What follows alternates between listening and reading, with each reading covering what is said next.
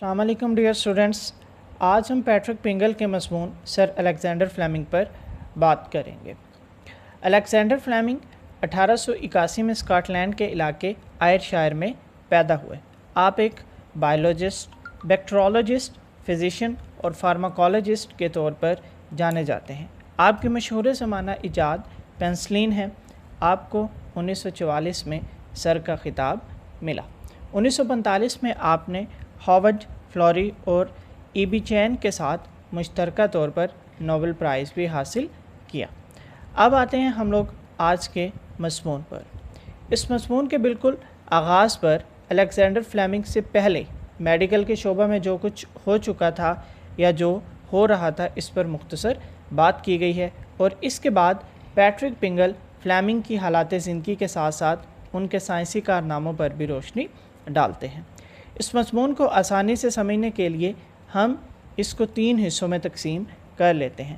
Number 1 pre Fleming world, second 1 early life of Alexander Fleming, and the third 1 is discovery of penicillin.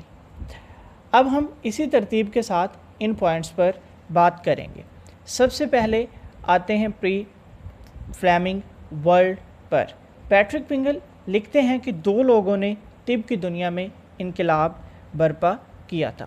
ان میں سے ایک کا نام Louis Pasteur تھا، جس نے جراثیم کو دریافت کیا تھا اور جس نے یہ بتایا تھا کہ بیماریاں بیکٹیریا اور جراثیم کی وجہ سے ہوتی ہیں۔ دوسرے شخص کا نام جوزف لسٹر تھا، جسے بعد میں لارڈ لسٹر کے نام سے پکارا گیا۔ اس نے جراثیم کو مارنے کا سب سے پہلا طریقہ دریافت کیا تھا۔ لوئس پاسچر نے بتایا کہ جراثیم زندہ جاندار ہوتے ہیں تو انہیں مارا بھی جا سکتا ہے، اور انہیں مارنے کے 2 طریقے ہیں۔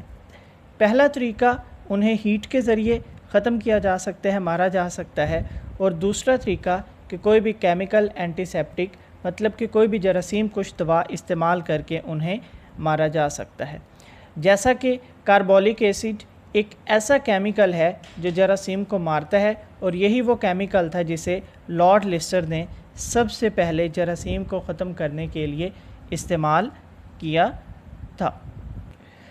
اب لسٹر سے پہلے اکثر یہ ہوتا تھا کہ ڈاکٹر اپنے مریضوں کو جراثیم کا شکار کر دیتے تھے کہ ان کے آپریشن ٹیبل اور سرجری کے آلات پر موجود جراثیم مریض کے کھلے ہوئے زخم میں آسانی سے داخل ہو جاتے تھے۔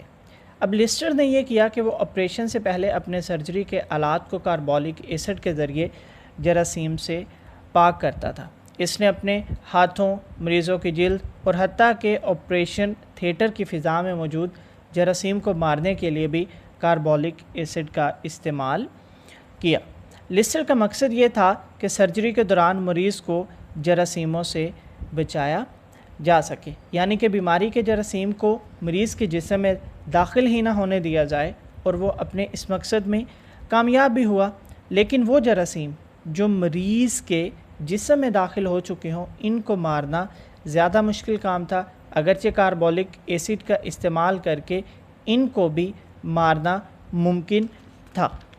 لیکن جلد ہی یہ بات سامنے آ گئی کہ جو کیمیکل جراثیم کو مارنے کے لیے استعمال کیے جاتے ہیں وہ جسم کے خلیوں کو بھی تباہ کر دیتے ہیں، لہٰذا کاربولک ایسڈ کو زخموں کی صفائی کے لیے تو بالکل بھی استعمال نہیں کیا جا سکتا تھا۔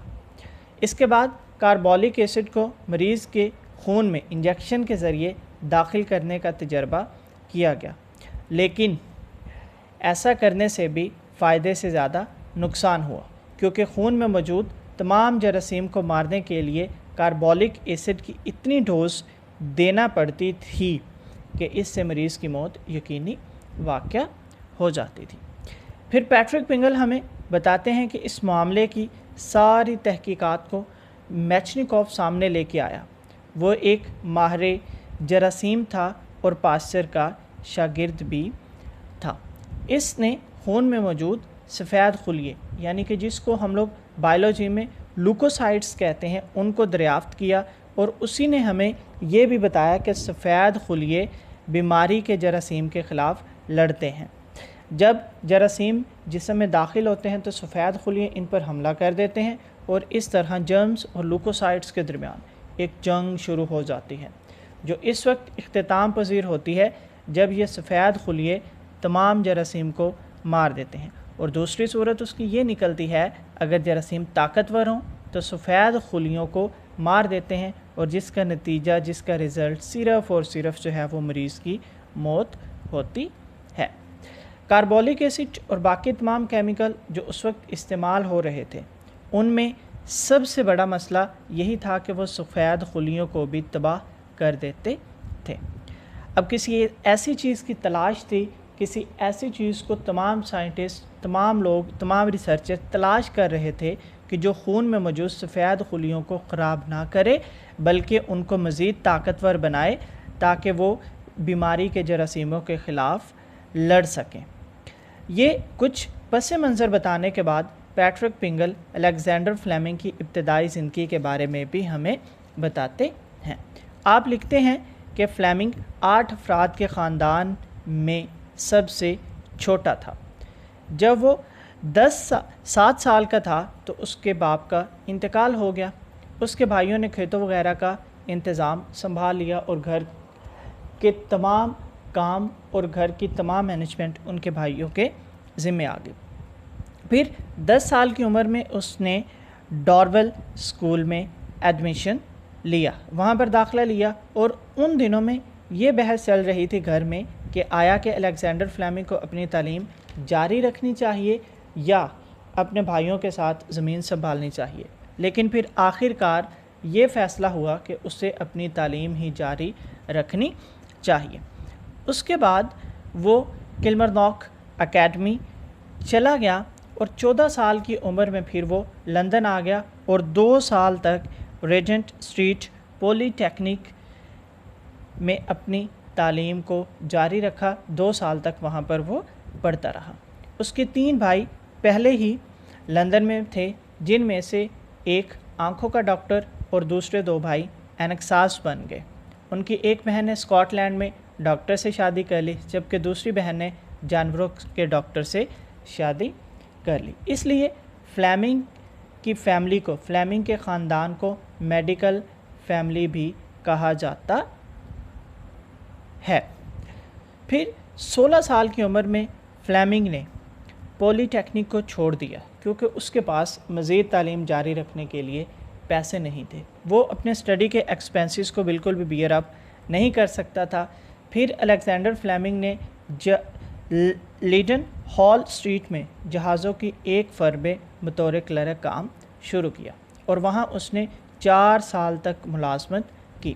جب وہ 20 سال کا ہوا تو اسے وراثت میں سے کچھ حصہ ملا۔ یہ کوئی زیادہ رقم نہیں تھی لیکن اتنی ضرور تھی کہ وہ کہیں نہ کہیں جو ہے وہ اور داخلہ لے سکتا۔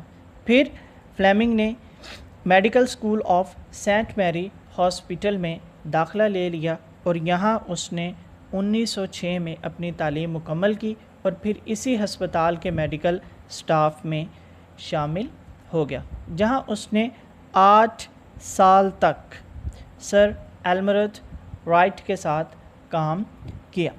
جب 1914 میں پہلی جنگ عظیم شروع ہوئی،